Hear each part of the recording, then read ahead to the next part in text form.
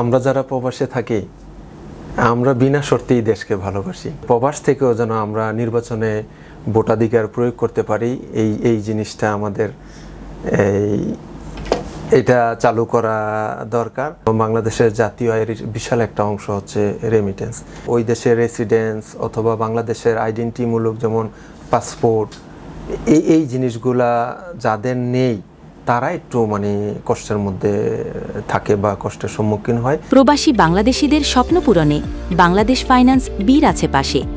বীর গ্রাহক হলেই আপনি পাচ্ছেন জীবন ও স্বাস্থ্য বীমা, গড়তে পারছেন নিজের বাড়ি, বিমানবন্দরে লাউঞ্জ অ্যাক্সেস সহ সঞ্চয়ের বিভিন্ন স্কিম তো থাকছেই। বাংলাদেশ ফাইন্যান্স বীর, প্রবাসীর স্বপ্ন পূরণের বিশ্বস্ত প্ল্যাটফর্ম।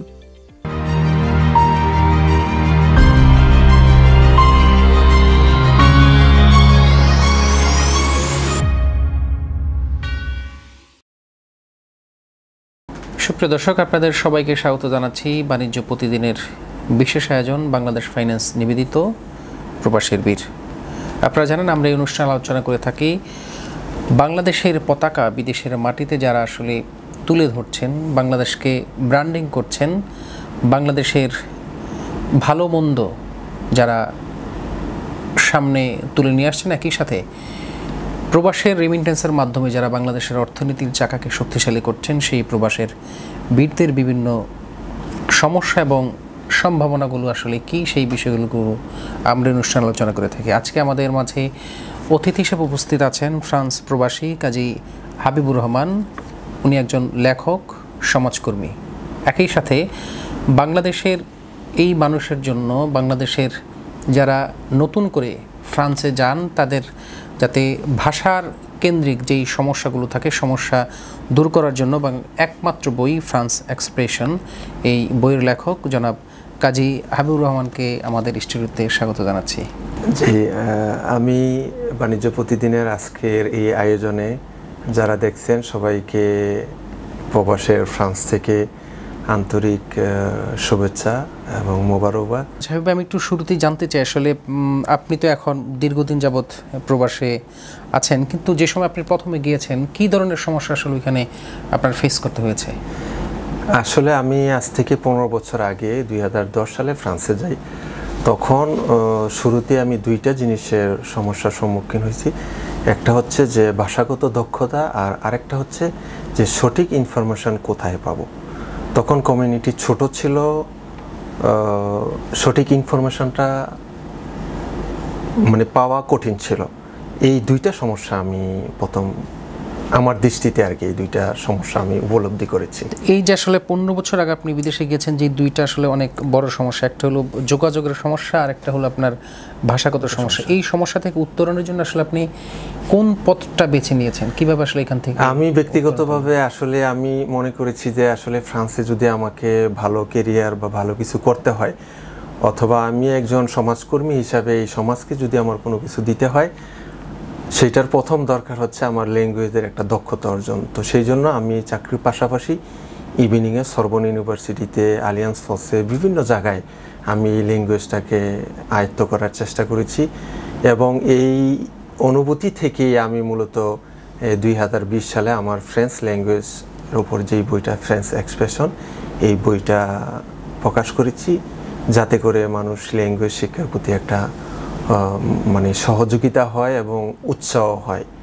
এইটা আমি প্রথম কাজ করেছি। আর দ্বিতীয় যেই কাজটা, সেটা হচ্ছে যে আসলে একজন মানুষ কিভাবে তার বাসা পাবে, কিভাবে চাকরি পাবে, এই পদগুলা, এইটার জন্য আমি ইনফরমেশন যা জানতাম এটা আমাদের সার্কেলের মধ্যে আমি সার্কুলেশন করতাম। এবং আমাদের তখনকার সময়ে যেই একটা সার্কেল 2010 সালে একটা সার্কেল কাজ করেছে, সবার সাথে আমরা কমিউনিকেশন করেছি এবং আমরা বিভিন্নভাবে বলার চেষ্টা করেছি যে আসলে আমি যা জানি এটা অন্যর কাছে দ্রুত জানাই দেওয়া, যাতে করে আমি যেইভাবে এই সুবিধাটা পেয়েছি অথবা এই সমস্যাটা আমি যেইভাবে সমাধান করেছি এটা যেন অন্যরা সহজেই পেয়ে যায়। আমি সমস্যা সমাধানের পথটা আবিষ্কার করেছি, এই পথটা আমি দ্রুতই মানুষের কাছে প্রচার করার চেষ্টা করেছি। একটা বিষয় হলো যে আসলে আপনি যেটা বলছেন যে শুরু থেকে আপনি অনেকগুলো সমস্যার সম্মুখীন হয়েছেন, এখন আসলে যারা বিদেশে যেতে চায়, আমরা একটু ভালো অবস্থানে যদি আমাদের কেউ চাকরি বাকরি করতে চায় বা ভালো ব্যবসা বাণিজ্য করতে চায়, সেক্ষেত্রে আসলে বাংলাদেশ থেকে তার কী ধরনের প্রস্তুতি নিয়ে আসলে বিদেশে যাওয়া উচিত? আসলে বিদেশে যেই দেশে যাবে সর্বপ্রথম ওই দেশের মানে ভাষাগত দক্ষতাটা তার অর্জন করতে হবে। যদি কারোর ওই দেশে যাওয়ার আগেই সম্ভব হয়, এটা ফ্রান্স হইতে পারে, ইটালি হইতে পারে, পর্তুগাল হইতে পারে, সিঙ্গাপুর হইতে পারে, বা অন্য কোনো দেশে হইতে পারে, ইংলিশ কান্ট্রিতে হইতে পারে, কিন্তু তাকে প্রথম মাথায় রাখতে হবে যে যাওয়ার আগে সে এই ল্যাঙ্গুয়েজটার সম্পর্কে একটু জানা, এবং যাওয়ার সাথে সাথেই চাকরি ব্যবসা যাই করুক এই ল্যাঙ্গুয়েজটাকে দ্রুত তার হাতে নিয়ে আসা, আয়ত্তে নিয়ে আসা, যাতে করে সে ব্যবসা বাণিজ্য চাকরি সব জায়গায় কমিউনিকেশনটা সুন্দরভাবে করতে পারে। এই জিনিসটা তার প্রথম দেখা দরকার। আর দ্বিতীয় হচ্ছে যে ওখানে প্রফেশনাল কোনো ডিপ্লোমা যদি করে যেতে পারে, এটা তাকে সাপোর্ট দিবে। যেমন ইলেকট্রিকের উপর হইতে পারে, তারপরে মানে মোবাইল রিপারেশনের কাজ হইতে পারে। এই প্রফেশনাল যেই দক্ষতাগুলো, এইটা যদি সে যায় এইসব সেক্টরগুলোতে বা এই দক্ষতা দিয়ে সে ইজিলি মানে জীবন সারভাইভ করার একটা পথ খুঁজে পাবে। এই যে আমরা দেখছি আসলে প্রবাসের এই আমরা বীরদের বা রেমিটেন্স যোদ্ধা যারা বাংলাদেশের অর্থনীতির চাকাকে শক্তিশালী করছে, বিভিন্ন দেশে বা বিভিন্ন লোকদের সাথে কথাবার্তা বলে আমরা যেই জিনিসটা জানতে পেরেছি বা জানি, সেটা হলো যে টাকা পাঠাইতে গিয়ে তাদের বিভিন্ন ধরনের সমস্যা পড়তে হয়। এই ক্ষেত্রে আসলে এটা কি ব্যাংকিং ব্যবস্থার চ্যানেলের কোনো ধরনের গাফিলতি বা সরকারের দিক থেকে কোনো ধরনের প্রস্তুতি ওভাবে নাই, সেই রকম কোনো সমস্যা কি আপনারা ফ্রান্স থেকে ফেস করেন? বিষয়টা ঠিক এরকম না। ওখানে যেই সমস্যাটা হয় সেটা হচ্ছে যে সে লিগ্যাল ওয়েতে টাকাটা পাঠানোর জন্য তার লিগ্যাল একটা আইডেন্টিফিকেশনের দরকার আছে। ওখানে ফ্রান্সে যারা থাকে অথবা যেই দেশে থাকে তার ওই দেশের রেসিডেন্স অথবা বাংলাদেশের আইডেন্টিটিমূলক যেমন পাসপোর্ট, এই জিনিসগুলা যাদের নেই তারা একটু মানে কষ্টের মধ্যে থাকে বা কষ্টের সম্মুখীন হয়। সে হয়তো অন্য কারোর সহযোগিতা নিতে হয় টাকা পাঠানোর জন্য, কিন্তু এছাড়া আর কোনো মানে সমস্যা নেই মোটামুটি। এটা তো এই যে ফ্রান্সের মানে বিশেষ মধ্যপ্রাচ্যের একটা বড় অভিযোগ হলো এম্বাসিগুলো আসলে বাংলাদেশে যারা ওইখানে শ্রমিক বা যারা আছেন তাদের ওইভাবে সহযোগিতা তারা পায় না। ইউরোপ কেন্দ্রিক কি এই ধরনের কোনো সমস্যাকে আপনারা ফেস করেন কিনা? এইটা কিছু সমস্যা তো আছেই, তবে এটার পিছনে সদিচ্ছা একটা বিষয় আছে, আর একটা বিষয় হচ্ছে তাদের ক্যাপাসিটি। যেমন যে অনেক দেশে আছে যে মানে এম্বাসিতে যেই ধরনের মানে সার্ভিস দরকার, এই সার্ভিস প্রোভাইড করতে হলে তাদের লোকবলের সমস্যা আছে। তো বিভিন্ন সময় এইসব বিষয় নিয়ে কথা বললে যেটা বলে যে আমাদের যেই পরিমাণ কর্মকর্তা কর্মচারী দরকার সেই পরিমাণ পর্যাপ্ত আমাদের নাই, যার কারণে আমরা সার্ভিসটাকে মানে 100% দিতে মানে হিমশিম খাচ্ছে আর কি। এটা একটা বড় মানে সমস্যা। আর কিছু পদ্ধতিগত বিষয়ও আছে যে এই পদ্ধতিতে কাজটা না করে এই পদ্ধতিতে করলে হয়তো আরও বেশি মানুষকে সার্ভিস দেওয়া যেত। এই বিষয়গুলো ডেভেলপ করার একটা বিষয় আছে। আসলে আপনারা যেই ধরনের সমস্যাগুলো এখানে ফেস করেন, এই সমস্যা থেকে উত্তরণের জন্য যে আপনাদের কোনো কমিউনিটি আছে না যারা সরকারের সাথে লবিং তদবির করে সেই সমস্যাগুলোকে সমাধান, এরকম কোনো কমিটি কি ওখানে কাজ করে? ধরেন মানে ফ্রান্সে অনেক অ্যাসোসিয়েশন আছে, বাঙালি অনেক অ্যাসোসিয়েশন আছে যারা বিভিন্নভাবে এম্বাসিতে এই বিষয়গুলো বলার চেষ্টা করে বিভিন্ন দাবি দাবা নিয়ে। তো অ্যাম্বাসেডরও তাদের ক্যাপাসিটি অনুযায়ী এই কাজগুলোতে সহযোগিতা করার চেষ্টা করে থাকে। তো আপনি একজন মানে এই প্রবাসের বীর হিসাবে বাংলাদেশ সরকারের যেই বর্তমান যে সরকার আছে এই সরকার কাছে আসলে আপনি কি প্রত্যাশা করেন যে আমি একজন প্রবাসের বীর হিসেবে সরকারের কাছে এই সুবিধাটা চাই যেটা পেলে আসলে আমি দেশের প্রতি আরো একটু বেশি দায়বদ্ধ হতে পারবো? আসলে আমরা যারা প্রবাসে থাকি আমরা বিনা শর্তেই দেশকে ভালোবাসি, এবং যারা দেশে থাকেন তারা এই অনুভূতিটা বুঝতে পারবেন না যে আমরা বিদেশ থেকে মানে দেশকে কত ভালোবাসি। তবে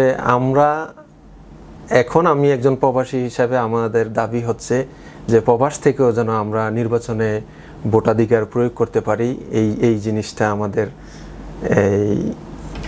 এটা চালু করা দরকার।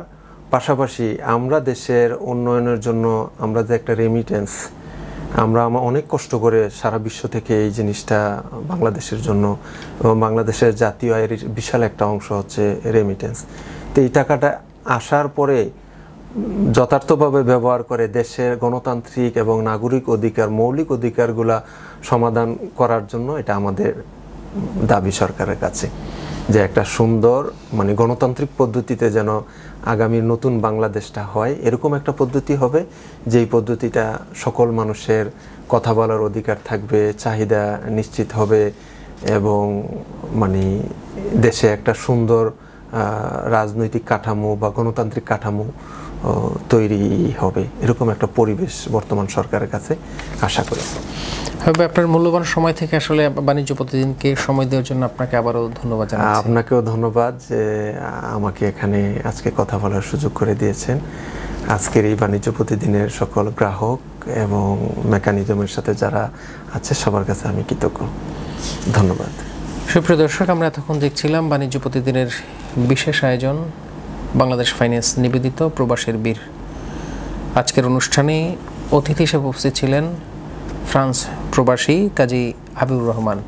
তিনি আসলে বাংলাদেশের এই যারা ফ্রান্সে নতুন করে যান তাদের পথ নির্দেশিকার জন্য একটি বই লিখেছেন, বইয়ের ফ্রান্স এক্সপ্রেশন নামে। একই সাথে লেখক এবং সমাজকর্মী। এতক্ষণ আমাদের সাথে থাকার জন্য আপনাদের সবাইকে ধন্যবাদ জানাচ্ছি। আগামীতে অন্য কোনো অতিথি নিয়ে আবারও হাজির হব। সেই পর্যন্ত ভালো থাকবেন, সুস্থ থাকবেন। আল্লাহ হাফেজ। প্রবাসী বাংলাদেশিদের স্বপ্ন পূরণে বাংলাদেশ ফাইন্যান্স বীর আছে পাশে।